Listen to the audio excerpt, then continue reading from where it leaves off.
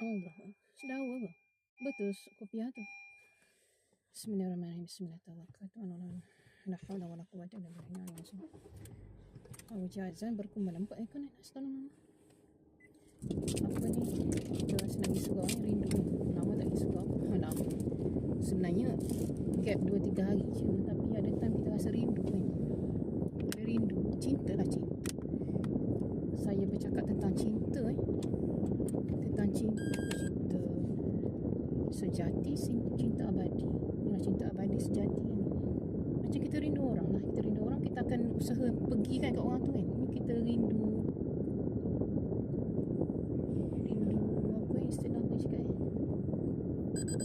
kadang kita rasa khusyuk tu lagi di surau di masjid. So kita ikut je rasa yang Allah bagi kan. Ikut je. Yang penting dapat izin suami lah. Suami izin. Kalau suami tak izin jangan keluar. Tak boleh lah, dia jatuh dosa lah kan. Suami bagi tak apalah. Suami saya alhamdulillah lah, seorang yang memahami. Bila saya cakap abang, I rindu surau lah, I nak pergi solat kat surau, boleh?